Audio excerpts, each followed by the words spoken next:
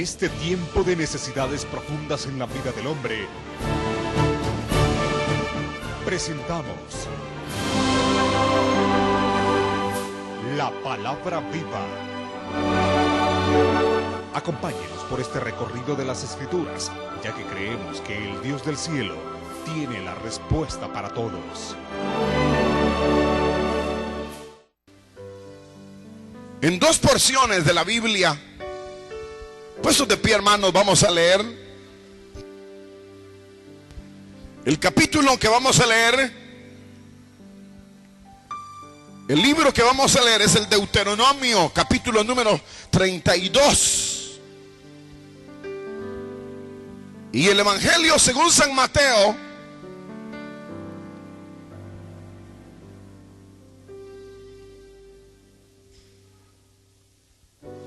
el capítulo número 24 y el capítulo número 13 del Evangelio según San Mateo. Capítulo número 32 del Deuteronomio, capítulo número 24, capítulo número 13 de San Mateo. Y dice la Escritura de la manera siguiente. Capítulo 32, versículo número 46, que dice: y les dijo, aplicad vuestro corazón a todas las palabras que yo os testifico hoy, para que las mandéis a vuestros hijos, a fin de que cuiden de cumplir todas las palabras de esta ley. Porque no es cosa vana, es vuestra vida. Y por medio de esta ley haréis prolongar vuestros días sobre la tierra donde vais, pasando el Jordán para tomar posesión de ella. Lo quisiera leer una vez más, 46 y 47 solamente. Y les dijo, aplicad vuestro corazón a todas las palabras que yo os testifico hoy, para que las mandéis a vuestros hijos, a fin de que cuiden de cumplir todas las palabras de esta ley. Porque no es cosa vana, es vuestra vida. Y por medio de esta ley haréis prolongar vuestros días sobre la tierra donde vais, pasando el Jordán para tomar posesión de ella.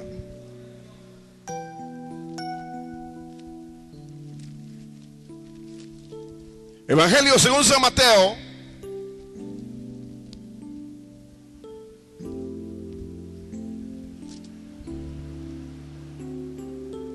capítulo número 13, vamos a leer primero.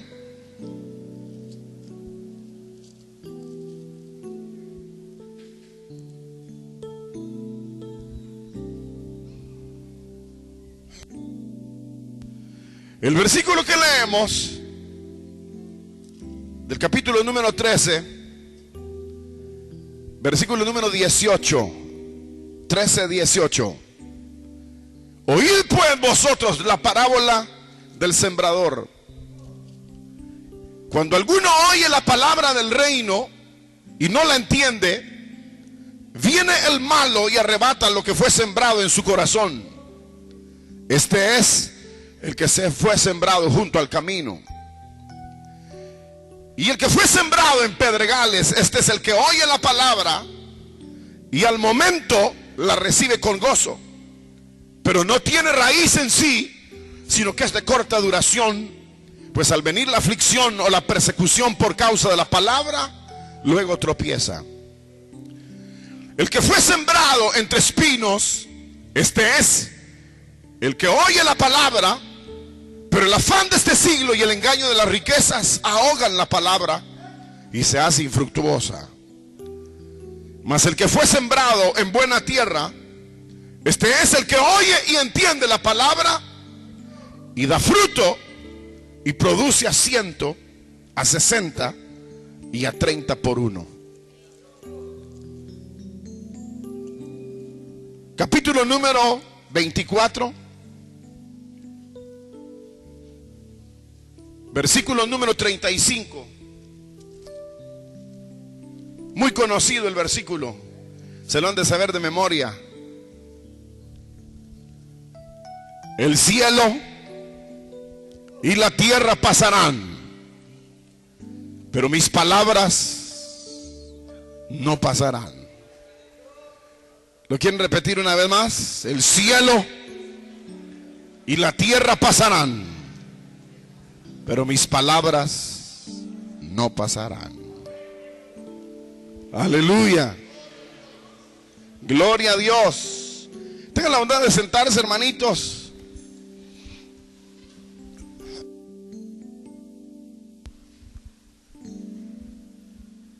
Esta mañana hemos leído estas tres porciones de la Biblia que encierran una misma verdad. Y yo diría el valor de la palabra de Dios. El valor, o podría decir también la efectividad, y también podría decir el gran recurso que tenemos en la palabra. El gran valor, recurso que tenemos en la palabra de Dios. El domingo anterior, si ustedes recuerdan, estuvimos leyendo algo con respecto a lo que era uno de los principales motivos de la revelación divina, y era llevar al hombre a una relación de afecto entrañable, de afecto profundo, que ese era uno de los motivos de la revelación divina, era establecer una relación de amor, una relación profunda de amor entre el Dios eterno y los hombres. Parece que de una manera directa nosotros podríamos decir que es uno de los factores determinantes en la buena marcha de la vida del creyente, el haber llegado a un nivel de relación profundo de amor. Hoy, al meditar en este detalle que hemos leído en estas porciones de la Biblia, hallamos similarmente uno de los elementos vitales para el poder retener, el poder poseer, el poder triunfar, dándole el valor apropiado a la palabra de Dios. Debe de reconocerse el valor, debe de conocerse ese valor, el valor que posee la palabra de Dios.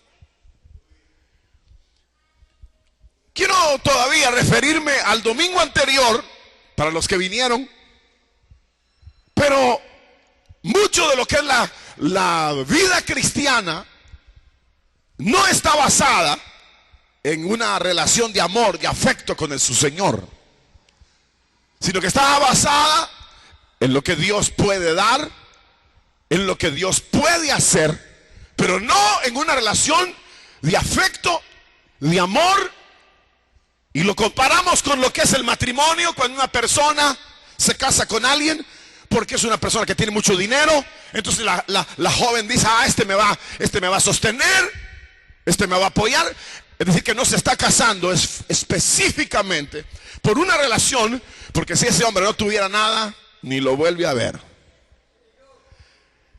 Entonces la relación, dijimos, entre la iglesia y su Dios no debe de ser una relación que esté basada en aspectos de poder, de gloria, de proveedor que Dios es, sino una relación. Dios buscó una relación de amor. que eso sostendría la vida de la iglesia, la vida de los creyentes a lo largo de toda historia, sería ese tipo de relación la que sería capaz de sostenerle. Igual en el matrimonio, una relación de ese tipo es la que sostiene el matrimonio. De ahí nada lo sostiene. Ahora, cuando uno piensa hoy en cuánto igualmente creyente hay o habemos, que pareciéramos no tener la solvencia o la victoria que debiéramos tener en la vida cristiana, en la vida espiritual, no solamente se debe a la falta de una relación apropiada con Dios, sino a la falta de conocimiento de la verdad de Dios, de la palabra de Dios. Y uno pareciera no hallar esa solvencia porque ignora los principios, los detalles de la palabra de Dios que vendrán a ser ese sostén como lo es una relación de amor en la pareja o entre el hombre y su Dios. La mayoría de los creyentes, voy a decir, primero, seguimos a Cristo como lo seguían estos. Dicen literalmente, porque les di de comer, ustedes me siguen. Es decir, que la relación de ellos y ser discípulo de Cristo era solamente por lo que Él daba. Cuando nosotros hablamos en este momento de la mayoría de los discípulos, igualmente somos discípulos, pero que no estamos generalmente basados en el conocimiento de la palabra de Dios, sino que probablemente, y hay mucho de eso hoy día, una gran emoción, y que inclusive en estas etapas modernas de la vida de los creyentes, como que se promueve el emocionalismo, el llegar. Y no es malo tener emociones, porque es maravilloso reír, es maravilloso llorar, es maravilloso sentir el calor, es sentir el frío, tener, hermano, lágrimas, sentir que el corazón se acelera. Es maravilloso, es parte de la vida. Pero no se puede en la vida del creyente tener a los creyentes agarrados, atados, o que pretendan ser sostenidos a través solamente de la motivación y de la motivación y de la motivación. Es como aquellos que les dicen en las empresas: lleguen a esta meta y tienen un carro, y llegan a esta meta y tienen un viaje a Miami, llegan a esta meta, vendan y llegan aquí. Y los hombres trabajan, pero si viene otro y le dice: mira, yo te voy a dar un avión en lugar de un carro, te voy a dar 2 carros, deja la empresa inmediatamente la que le daba un carro. Es decir, que no haya fidelidad a la empresa. Lo que hay es que fue motivado a tener más, a tener sí más, y entonces abandona a aquello que decía él ser la mejor empresa de la tierra, hasta que no hubo otro que le ofreció otra cosa. La motivación, para tener la motivación en cualquier sentido, no puede ser base duradera ni estable para la vida de los hombres, ni tampoco, y menos en la vida cristiana. Entonces, cuando nosotros leemos la escritura, entendemos que Dios, es cierto, se manifestó de una manera extraordinaria a su pueblo. Se manifestó poderosamente. Y si ustedes quieren, no solamente desde Egipto, sino antes de Egipto y después de Egipto, hubo plagas. Se desnudó el brazo de Dios y mostró que Él tenía toda autoridad y toda gloria. Pero al mismo tiempo, en medio de toda esa grandeza de la revelación de su poder, los llevó al momento cuando les daría la ley, les daría la palabra, les daría la revelación de su voluntad. Todo había sido, hermano, porque cuando Moisés llegó a hablarles a ellos, él no llegó con un escrito: miren, aquí lo traigo sellado, me lo dio el gran yo soy, aquí está, váyanse conmigo. No, Él llegó en la convicción y llegó en el poder que le había sido dado como señales. Pero no era suficiente. Porque si ustedes se dan cuenta, Israel caminó en el desierto, vio llover pan del cielo, vio abrirse el mar y solo miraba un milagro y ya iba de regreso. Miraba otro milagro y ya iba de regreso. Y pasaba el mar, les daba de comer, miraban maravillas y ya querían irse de regreso a Egipto. Todo el tiempo. Porque su corazón, su vida, parecía no haber estado fundamentada en el conocimiento de la verdad de Dios, de la ley de Dios, de la verdad del Señor, de la palabra. No había estado aquel pueblo empapado. Y por eso ese pueblo fue tan inestable. Por eso ese pueblo no podía poseer nada. Tenía un momento de gloria y después ya lo botaba todo. Igual que nosotros. Por ejemplo, aquí el Señor nos toca, nosotros adoramos, lloramos, y al salir de aquí viene un aire, un viento doctrinal, un viento de pecado, un viento de tentación. Inmediatamente nosotros cedemos. Porque la emotividad del momento no es suficiente para sostener la vida. La emotividad ni la experiencia de hace 5 años, 10 años. Yo me acuerdo cuando estaba en tal lugar y sentí que el Señor me tocó y me arrepentí de mis pecados. Maravilloso. Pero esa experiencia debe de ser amarrada a la palabra de Dios. Porque si no estamos amarrados a la verdad de Dios, entonces nosotros no podemos, hermano, voy a decir esta figura, volar con libertad, porque nos arrasará el viento. Por eso cuando Israel salió de la esclavitud de Egipto, la primera parada oficial de ese pueblo fue al pie del monte Sinaí.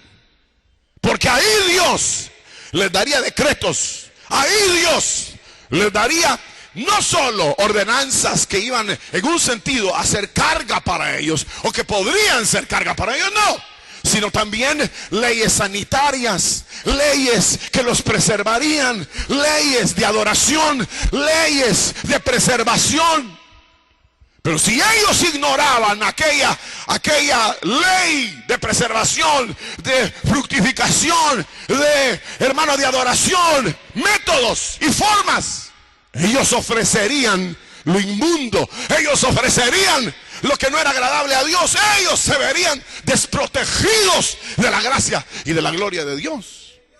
Y la mayoría de los creyentes hoy no conocemos la palabra de Dios.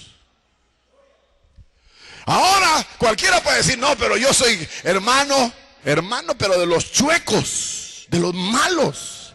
Hermano que, bueno, ya, hermano que cuando se trata de amar no ama, sino que yo he conocido muchos hermanos en mi vida, pero todos tienen un gran resentimiento. Hermanas bien enojadas, hermanos bien enojados, hermanos que no pueden ver a alguien, que tienen sus resentimientos, tienen sus reservas, tienen sus raíces. Entonces yo me pongo a pensar, ¿cómo es posible? Si este conociera la Biblia, sabría que eso no es posible, cohabitar con un creyente.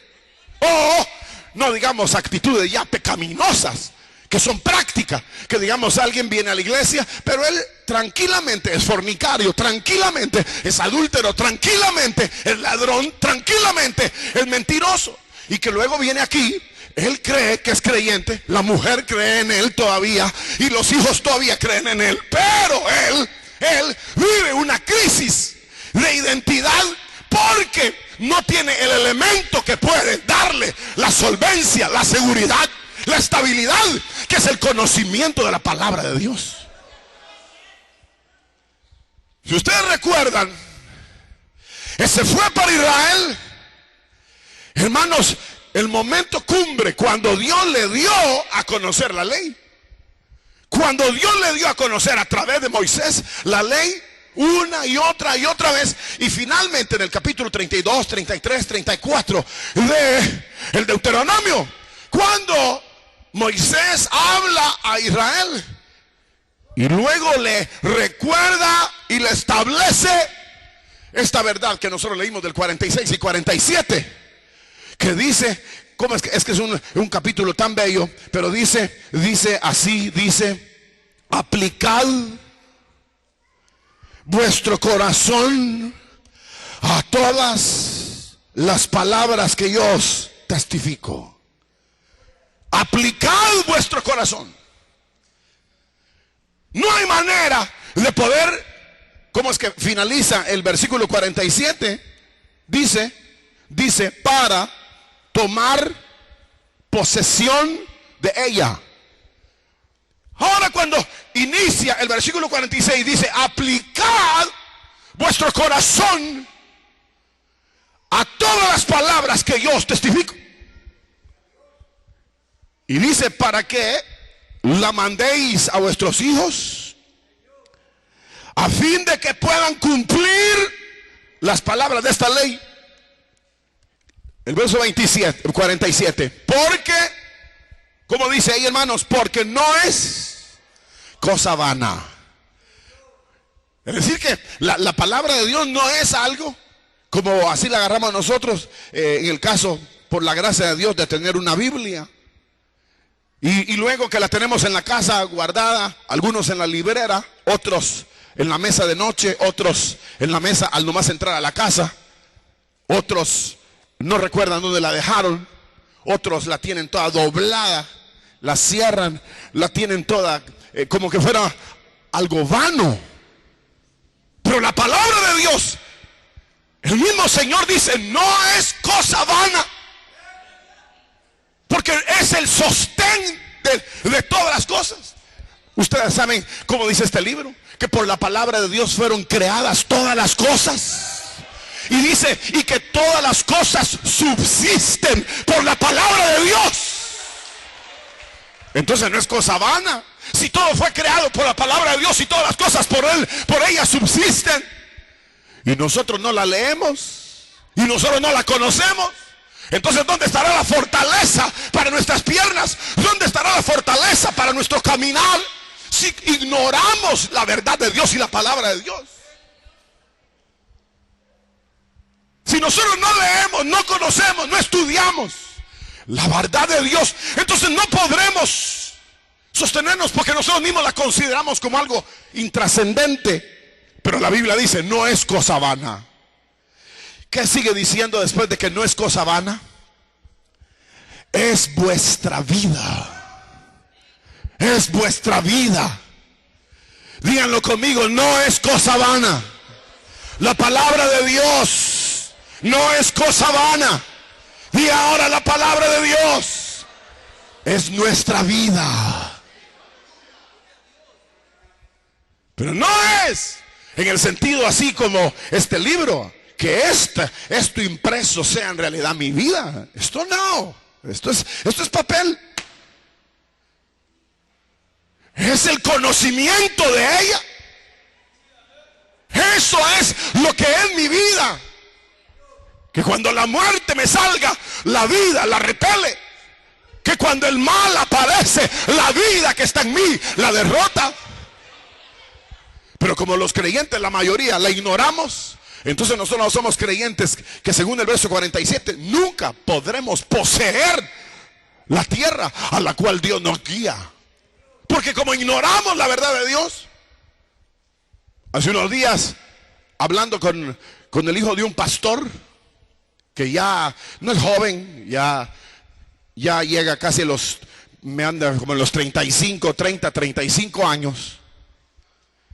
Y me decía, hermano, la verdad es que yo no leo la Biblia. Y allí está en la iglesia cantando, es hijo del pastor, pero no lee la escritura.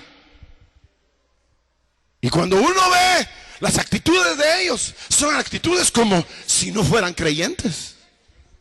Como si no fueran, son, pero como si no fueran. Porque no tienen solvencia, no tienen victoria, porque la palabra no es el escudo de ellos. La palabra no es el casco de ellos. La palabra no es la espada de ellos. Sino que solamente tienen la emotividad de la vida espiritual o cristiana, pero no tienen el conocimiento que los puede fundamentar. Y la Biblia dice, es vuestra vida. Dice, es vuestra vida, no es cosa vana, es vuestra vida. Y dice más, y por medio de esta ley haréis prolongar vuestros días sobre la tierra. Es decir, que da seguridad. Da seguridad cuando uno marcha, cuando uno camina. Y dicen, a la tierra a la cual vas para poseerla.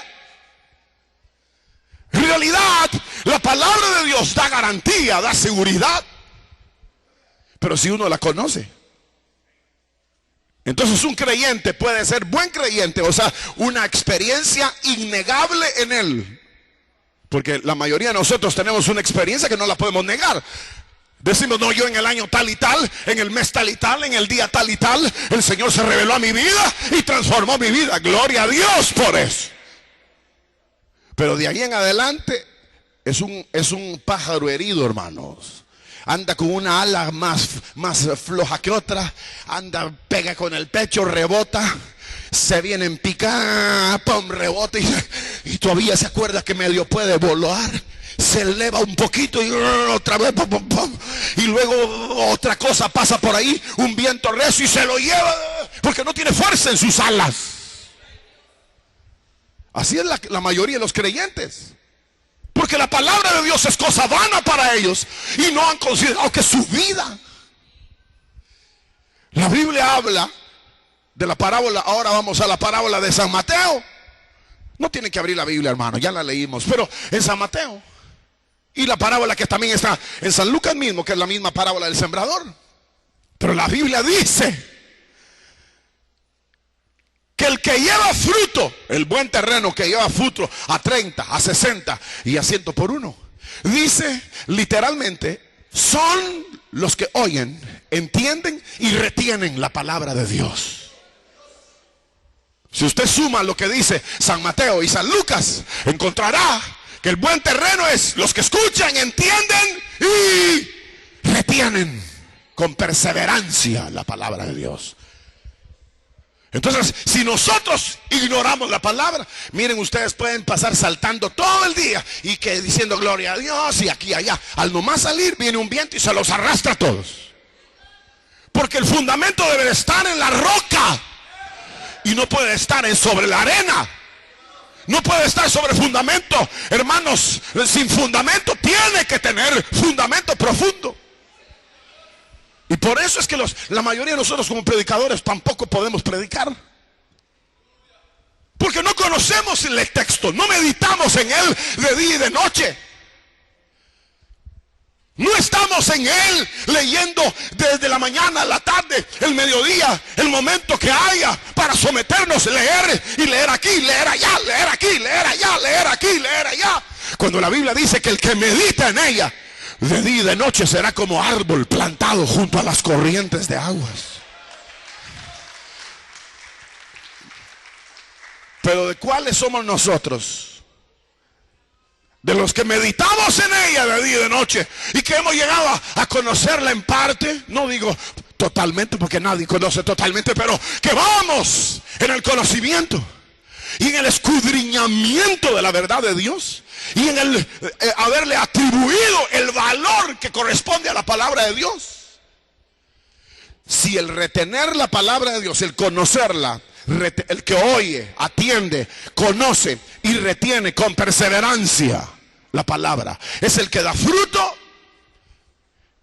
La pregunta así de ley sería: ¿y ustedes meditan, leen, estudian, retienen, conocen con perseverancia esta palabra? ¿O hace cuánto que no lee la Biblia? Hay gente que tiene 10 años, 15 años de ser cristiano y cuando uno lee alguna porción dice: fíjese que esa nunca la había leído. Uno dice: qué bárbaro a ver. Entonces, ¿qué lo ata a él? ¿Qué lo agarra a él a la vida espiritual? Si no conoce la Biblia, ¿qué lo hace cristiano? Por eso es que son cristianos deprimidos. Solo hay que no sé qué, que todo es tribulación, todo es enojo, todo es desasosiego, todo es incomprensión, todo es enfermedad, todo es ruina. Porque su vida no está fundamentada en la palabra. Bueno, ni Biblia tienen.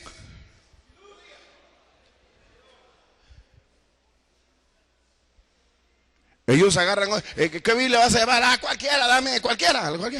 Esta descuadernada, esa dame. La que estuvo jugando el muchachito ayer, sí, esa dame, no importa.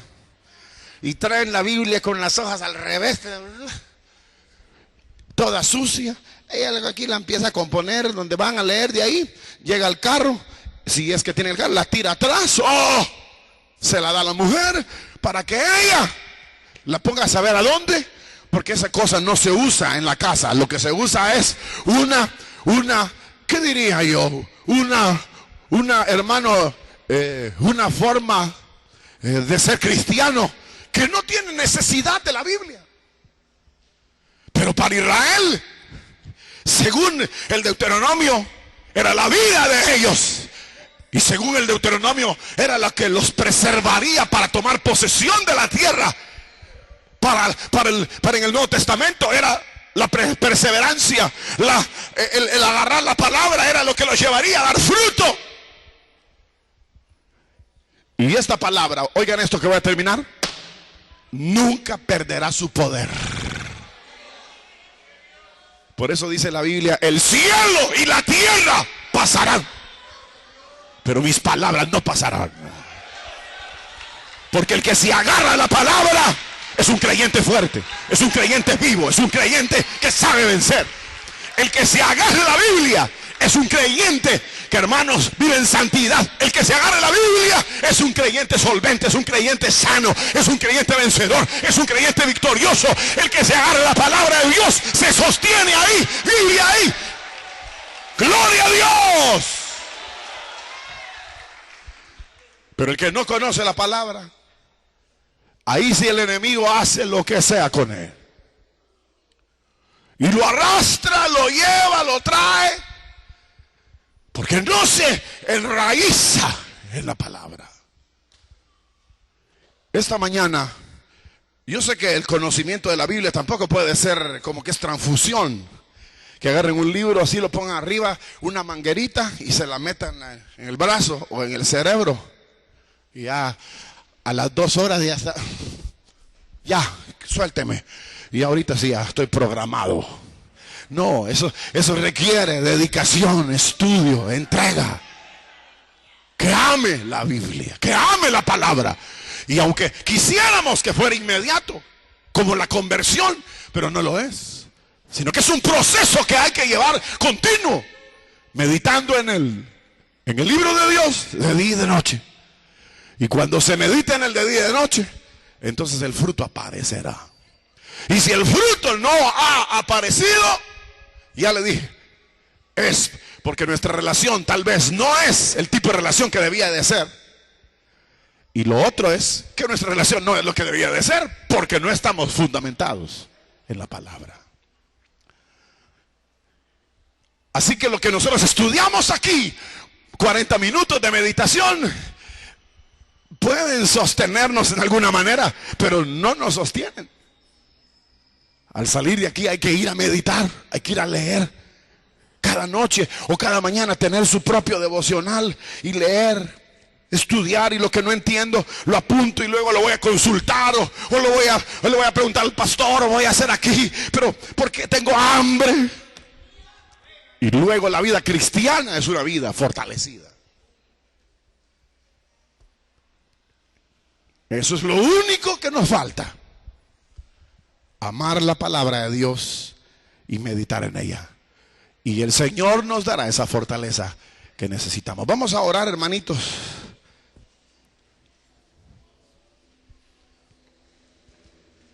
Puesto de pie, vamos a orar. Padre nuestro, que estás en los cielos, santificado sea tu nombre. Te damos gracias porque tú eres bueno, misericordioso. Te damos gracias, Señor, porque nos has dado tu palabra, que es lámpara, que es fuerza, que es salud, que es victoria, que es preservación. Ayúdanos a meditar en ella. Ayúdanos a retenerla. Ayúdanos a entenderla. Ayúdanos, Señor. En el nombre de Jesús, para la gloria de tu nombre. Gracias, Señor. En el nombre de Jesucristo. Digan amén, hermanitos. Gloria a Dios. Gloria al Señor. Esperamos. En este tiempo de necesidades profundas en la vida del hombre, hemos presentado la palabra viva. Confiamos en que el Dios del cielo ha dado respuesta a su vida.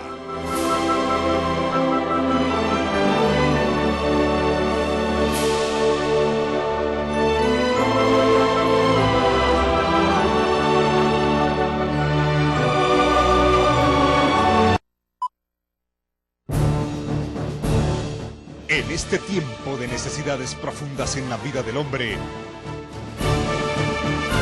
hemos presentado la palabra viva. Confiamos en que el Dios del cielo ha dado respuesta a su vida.